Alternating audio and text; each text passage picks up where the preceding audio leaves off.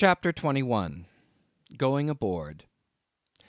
It was nearly 6 o'clock, but only grey imperfect misty dawn when we drew nigh the wharf. "There are some sailors running ahead there, if I see right," said I to Queequeg. "It can't be shadows. She's off by sunrise, I guess. Come on." "Avast!" cried a voice, whose owner at the same time coming close behind us laid a hand upon both our shoulders, and then insinuating himself between us, stood stooping forward a little in the uncertain twilight, strangely peering from Queequeg to me. It was Elijah. "Going aboard?" "Hands off, will you?" said I. "Look'ee here," said Queequeg, shaking himself. "Go way." "Ain't going aboard, then?" "Yes, we are," said I, "but what business is that of yours? Do you know, Mr. Elijah, that I consider you a little impertinent?" "No, I wasn't aware of that," said Elijah, slowly and wonderingly looking from me to Queequeg with the most unaccountable glances. "Elijah," said I, "you will oblige my friend and me by withdrawing. We are going to the Indian and Pacific Oceans, and would prefer not to be detained." "Ye be ye? Coming back before breakfast?" "He's cracked, Queequeg," said I. "Come on." "Halloa!" cried stationary Elijah, hailing us when we had removed a few paces. "Never mind him," said I. "Queequeg, come on." But he stole up to us again, and suddenly clapping his hands on my shoulder, said, "Did you see anything looking like men going towards that ship a while ago?" Struck by this plain matter-of-fact question, I answered, saying yes, I thought I did see 4 or 5 men, but it was too dim to be sure. "Very dim, said Elijah. "Morning to ye." Once more we quitted him, but once more he came softly after us, and touching my shoulder again, said, "See if ye can find 'em now, will ye?" "Find who?" "Morning to ye," he rejoined, again moving off. "Oh, I was going to warn you against—but never mind, it's all one, all in the family too. Sharp frost this morning, ain't it? Good bye to ye. Shan't see you again very soon, I guess, unless it's before the grand jury." And with these cracked words he finally departed, leaving me for the moment in no small wonderment at his frantic impudence. At last, stepping on board the Pequod, we found everything in profound quiet, not a soul moving. The cabin entrance was locked within, the hatches were all on, and lumbered with coils of rigging. Going forward to the forecastle, we found the slide of the scuttle open. Seeing a light, we went down, and found only an old rigger there, wrapped in a tattered pea-jacket. He was thrown at whole length upon 2 chests, his face downwards, and enclosed in his folded arms. The profoundest slumber slept upon him. "Those sailors we saw, Queequeg, where can they have gone to?" said I, looking dubiously at the sleeper.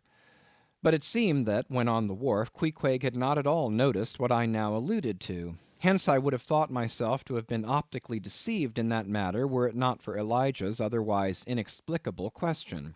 But I beat the thing down, and again marking the sleeper, jocularly hinted to Queequeg that perhaps we had best sit up with the body, telling him to establish himself accordingly. He put his hand upon the sleeper's rear, as though feeling if it was soft enough, and then, without more ado, quietly sat down there. "Gracious, Queequeg, don't sit there," said I. "Oh, perry dood seat," said Queequeg. "My country way. Won't hurt him face." "Face," said I, "call that his face? A very benevolent countenance, then. But how hard he breathes! He's heaving himself. Get off, Queequeg, you're heavy. It's grinding the face of the poor. Get off, Queequeg. Look, he'll twitch you off soon. I wonder he don't wake." Queequeg removed himself to just beyond the head of the sleeper, and lighted his tomahawk pipe. I sat at the feet. We kept the pipe passing over the sleeper, and from one to the other.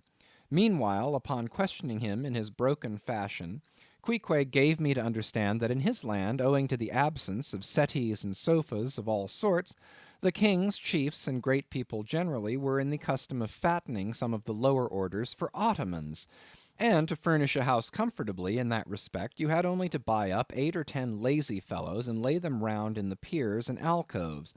Besides, it was very convenient on an excursion, much better than those garden chairs which are convertible into walking sticks. Upon occasion, a chief calling his attendant and desiring him to make a settee of himself under a spreading tree, perhaps in some damp marshy place. While narrating these things, every time Queequeg received the tomahawk from me, he flourished the hatchet side of it over the sleeper's head. "What's that for, Queequeg?" "Pery easy, killy. Oh, pery easy."